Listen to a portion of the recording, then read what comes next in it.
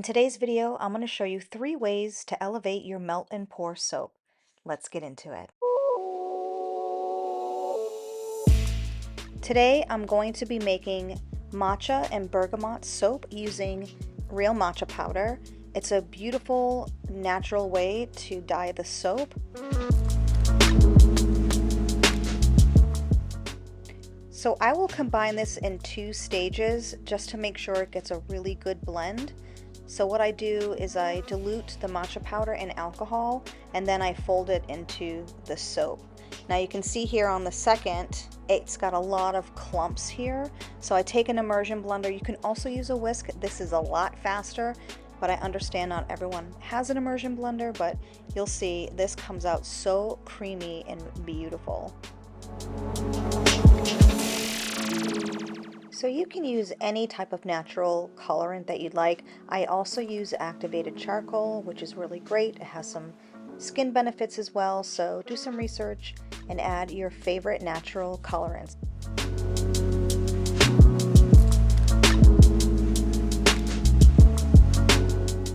So you can see here it's a little bit of a mossy green, and as it cures, it's going to get really dark, and I'll show you in the final product.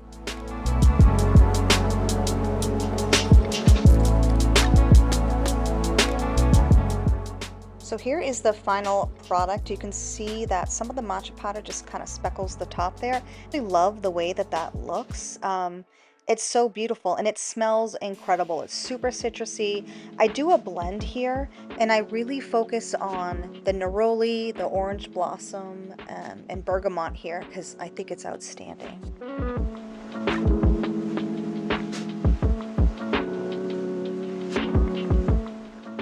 I wrap all of my soaps in a Nature Flex product, which essentially is just a fake cellophane made from wood pulp. So it's all natural and 100% biodegradable.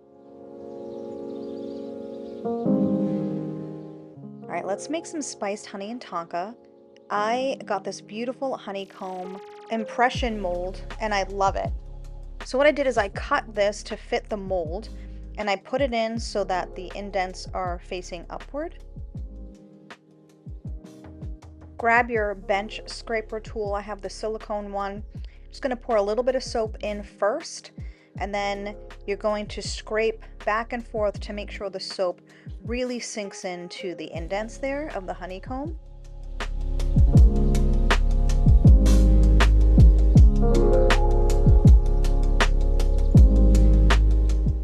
And then go ahead and fill up the rest of the mold. And then this is going to need to cure for about 24 hours before you can demold it.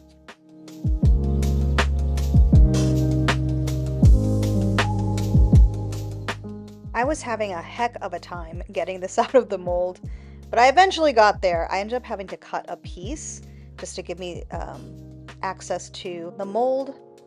So I pulled it off. Look at that reveal. Gorgeous. I'm very happy with how that turned out.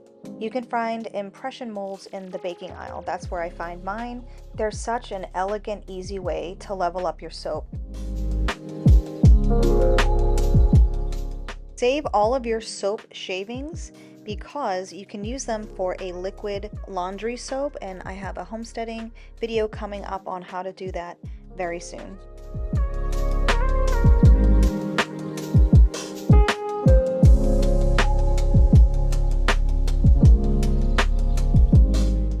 All right, let's make some oatmeal coconut soap. This is one of my top sellers.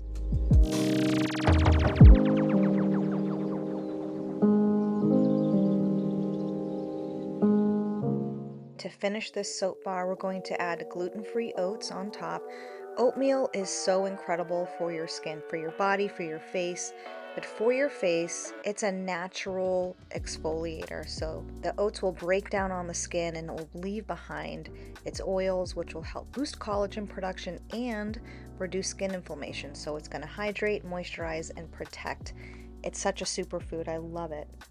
I also use dried lavender, which is another great natural organic. Just play around and find whatever you can to match the fragrance of soap that you're making. All right, I'm going to slide this loaf into my soap cutter. I love this thing. It gives me about 13 bars, so after I trim the ends, you get 13 bars, which is a little random, but I think 13 is a lucky number. Look at how gorgeous that turned out. I love the oats on top, the ridges. It really looks elevated and beautiful. And then as this continues to cure, the oatmeal will naturally darken it, so it'll become a sort of golden brown, and I'll show you.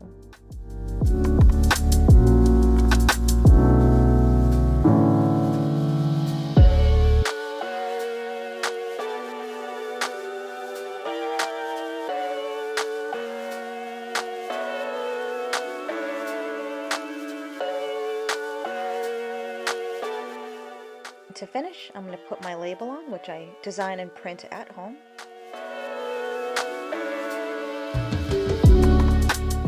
So there you have it, 3 different ways that you can elevate your melt and pour soap.